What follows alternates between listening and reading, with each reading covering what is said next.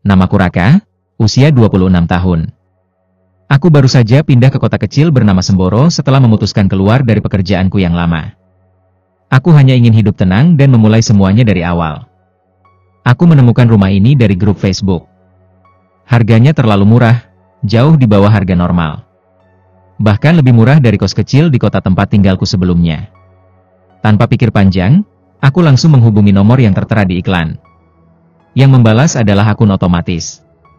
Lalu aku diarahkan bertemu seseorang bernama Pak Darto, penjaga kunci rumah.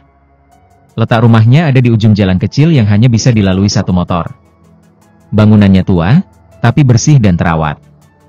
Perabotan lengkap, suasananya tenang, tetangga ramah. Bahkan Bu Rini di seberang rumah langsung menyapaku saat aku datang membawa koper. Hari-hariku di rumah itu awalnya berjalan lancar. Aku mulai merasa bahwa rumah ini seperti milikku sendiri. Tapi semua berubah pada malam ketiga. Waktu itu sekitar pukul 2 dini hari. Aku terbangun, bukan karena mimpi buruk, tapi karena suasana yang terlalu sunyi. Tidak ada suara jangkrik. Tidak ada angin. Lalu aku mendengar suara ketukan. Tok, tok, tok. Pelan. Berulang. Dari dalam rumah. Dari arah pintu ruang tengah, ruangan yang sejak aku datang memang selalu terkunci.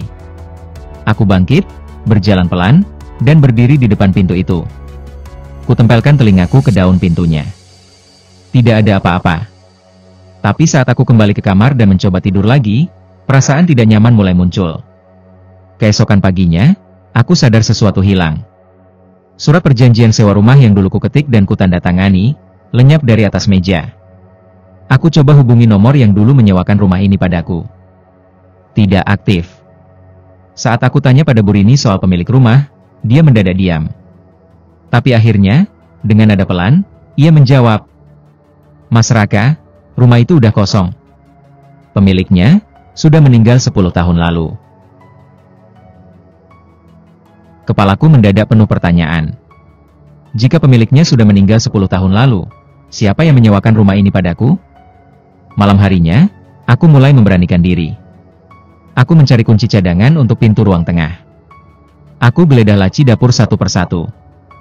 Dan anehnya, aku menemukannya. Sebuah kunci kecil berkarat, tanpa label, tersembunyi di balik kain lap. Tanganku gemetar saat memasukkan kunci itu ke lubangnya. Klik. Terbuka. Ruang itu kecil. Tidak bau. Tapi udara di dalamnya, berat. Seolah waktu berjalan lambat. Di dalamnya hanya ada kursi goyang tua, lemari kayu, dan rak buku berdebu. Di atas lemari, ada bingkai foto hitam putih. Seorang pria tua mengenakan peci dan sorban. Matanya seperti menatapku, meski foto itu buram. Di bawahnya tertulis, Haji Mahmud Al-Farizi 1942-2012.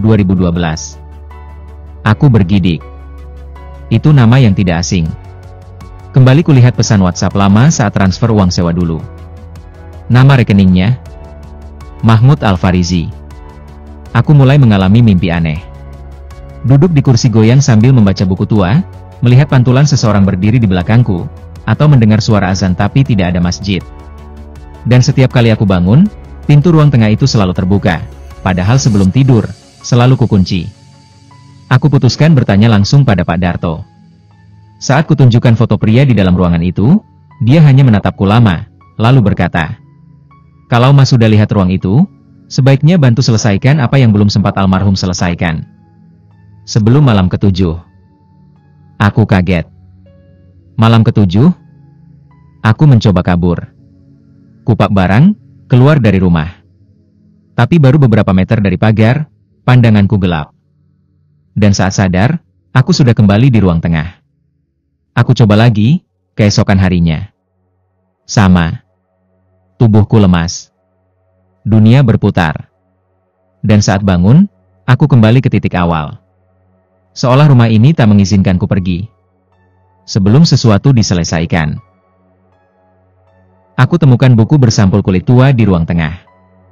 Di dalamnya tertulis pesan dalam huruf Arab dan Latin. Dan di halaman terakhir, wasiat ini belum kusampaikan.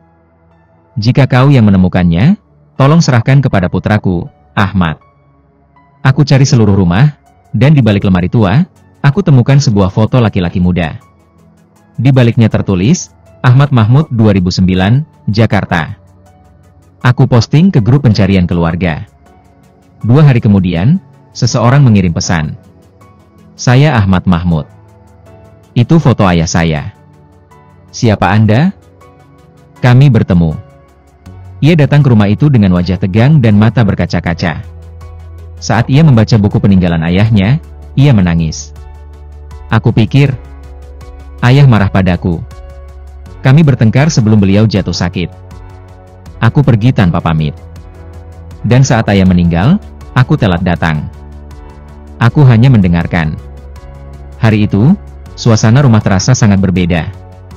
Lebih damai. Lebih tenang. Ahmad membawa buku itu pulang. Katanya, ia ingin membacanya bersama keluarganya. Sejak saat itu, rumah ini berubah. Tidak ada lagi pintu terbuka sendiri. Tidak ada mimpi aneh. Tidak ada rasa berat di udara. Aku memutuskan tetap tinggal. Karena mungkin, rumah ini tidak hanya tempat tinggal. Ia menyimpan cerita. Dan kadang, cerita itu memilih siapa yang bisa menyelesaikannya. Rumah ini akhirnya tenang. Dan aku juga.